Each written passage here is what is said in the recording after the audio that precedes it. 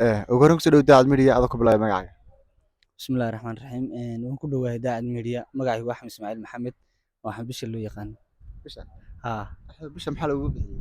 niyo bisha waxaa laygu bixiyey horta dhalinyarada saxaabteeda oo dhan way taqaanaa annagoo dhalinyarada un baa i bixisay marka waana calaamad madaxayga taalo ay bay igu magac dareen markaan yaraa igu dhacday saa daraaddeed anna bishii soomaalida dhibaatada ka saari lahayd u dhalatay baana Aad iyo aad aad iyo aad. Anaguna sanad baana ku leenahay. Axmed sanadow waxaad ii sheegtaa su'aal baan ku weydiinayaa fikradaada sidaad u aragtaa?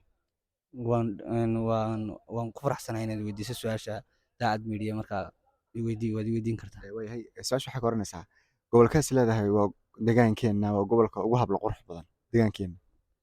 horta markaan deegaankeena 11 gobol markaan eegay aan indhaindhayn ku sameeyay gobolka aan isleeyahay ugu hablo qurux badan yahay 11 gobolba waa gobolka Doolo Waayahay maxaad Doolo ku doortay sabab? sababtaan Doolo ku doortay waxa weeyaan horta nin baa wuxuu yidhi horta waxaa ku nool gabdho dhaadheer wuxuu yidhi nin gabyey baa wuxuu yidhi gabadh dheer buu ka sheekeeyey moogtaa wuxuu yidhi waalid waa u mudeec qurux waa u astaan war ilaahay agtiisa haddaan la isin karayn waa qurashinan dheer marka deegaanka gobol ka habla dhaadheer haddii uu jiro asxaabtaadan soo weydiinayna haddii uusan jirin gobolkaasaa ugu hablo qurux badan Gobolkaas ka fiirsanahay. haa gobolkaasaan koobka siin lahaa Waad mahadsantahay. adinkaa mudan aad iyo aad baan idin salaam ugu horreyn kusoo dhawaad Daacad Media adoo ku bilaabay magacaaga.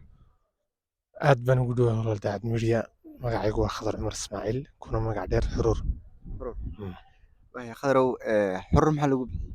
Xuruur horta ugu horreyntii waxaa liigu bixiyey awowgii baa la idhaa Xuruur magaca Xuruurna wuxuu uga baxay wuu cad yahay waa oday cad weli aan caddayn Adiguna carab baa tahay.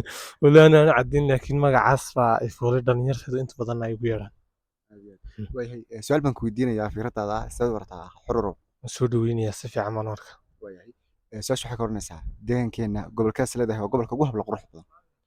waniyo haddii aan saa u eego anu waxaan aaminsanahay 11 gobol ee deegaankeena waxaa ugu habla qurux badan gobolka Faafan. gobolka Faafan. waayahay gobolka Faafan maxaad ku dooratay sabab? gobolka Faafan waxaa gala hablo quruxsan hadal wanaagsan dabacsanaan leh dhiiranaan leh soo jiidanaya inta waayahay waad mahadsantahay. alla madoona